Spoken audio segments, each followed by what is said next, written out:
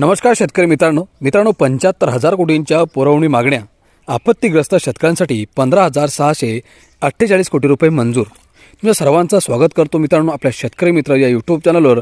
आणि शेतकरी बांधवांसाठी अत्यंत महत्त्वपूर्ण माहिती या हिवाळी अधिवेशनातून समोर आलेली आहे आणि तीच माहिती संपूर्ण समजून घेऊयात। त्यामुळे तुम्ही हा व्हिडिओ शेवटपर्यंत नक्की बघा आणि आपल्या शेतकरी मित्र या यूट्यूब चॅनलला सबस्क्राइब करून ठेवा। मित्रांनो, राज्याची आर्थिक स्थिती अडचणीची पण दिवाळखोरीकडेच वाटचाल नाही अशी ग्वाही मुख्यमंत्री देवेंद्र फडणवीस यांनी दिली असतानाच राज्य विधिमंडळात 75,286 कोटी रुपयांच्या पुरवणी मागण्या सोमवारी सादर करण्यात आल्या। यावरून राज्याचे वित्तीय नियोजन कोलमडल्यानेच लक्षण मानले जाते।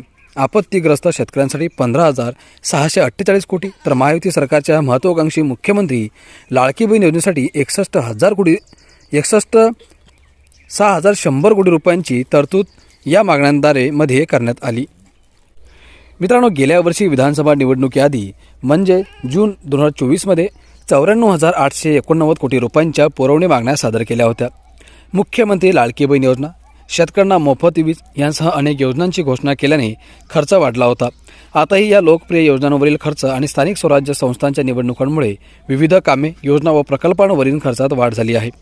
अतिवृष्टीमुळे शेतकऱ्यांना अर्थसहाय्य, बियाणे व अन्य कामांसाठी सुमारे 15,648 कोटी रुपये खर्चाची तरतूद करण्यात आली आहे। तर नाशिक येथील सिंहस्थ कुंभमेळाव्यासाठी कामांसाठी 3,000 कोटी रुपये देण्यात येणार आहेत।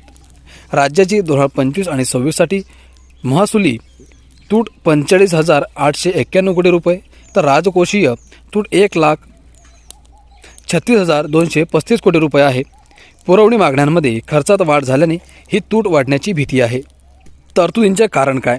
मित्रांनो, पुरवणी मागण्यांमधील वाढलेला खर्च पाहता निवडणुकांमुळे लोकप्रिय योजनांवरील खर्च आणि अतिवृष्टीमुळे बाधित शेतकऱ्यांच्या मदतीसाठी सरकारला या तरतुदी करणे भाग पडल्याचे दिसून येत आहे।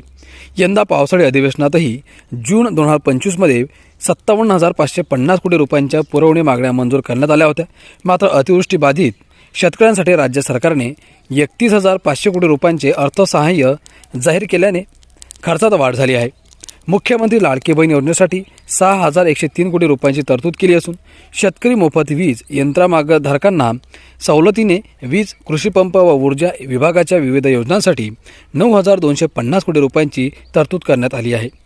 केंद्र शासनाच्या विविध योजनांच्या भांडवली गुंतवणुकीसाठी 4,440 कोटी रुपये, महात्मा गांधी राष्ट्रीय ग्रामीण रोजगार हमी योजनेसाठी केंद्र व राज्य हिश्शापोटी 3,500 कोटी रुपयांची तरतूद करण्यात आली आहे।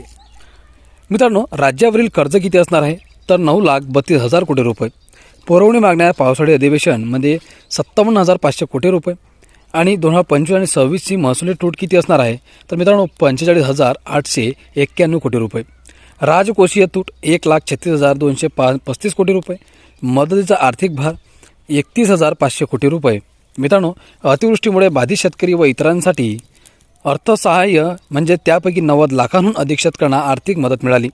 1,000 कोटी रुपये शेतकऱ्यांना पीक नुकसान भरपाईसाठी अतिरिक्त निधी, तसेच 9,600 कोटी रुपये हे अतिवृष्टी बाधित शेतकऱ्यांना खते, बियाणे आदी खर्चांसाठी दिलेला निधी आहे। मित्रांनो, 118 कोटी रुपये अतिवृष्टी बाधित शेतकऱ्यांच्या जमिनीतील वाळू, चिकणमाती, गाळ काढून पूर्ववत करण्यासाठी, 600 कोटी रुपये आपत्ती निवारण कामांसाठी आणि 250 कोटी हे राज्य आपत्ती प्रतिसाद निधीसाठी, तसेच 15,648 कोटी शेतकरी व जलसंधारण एकूण अर्थसहाय्यासाठी हे निधी एवढे देण्यात आलेले आहेत। तर मित्रांनो, अशा प्रकारे शेतकऱ्यांना विविध कामांचे जे आहेत ते कशा प्रकारे सरकारने मदत केलेली आहे याचा पूर्ण आराखडा मुख्यमंत्र्यांनी इथे सांगितलेला आहे। मित्रांनो, महत्त्वपूर्ण माहिती वाटली असेल तर लाईक करा, सबस्क्राईब करा आणि व्हिडिओला शेअर करा। धन्यवाद।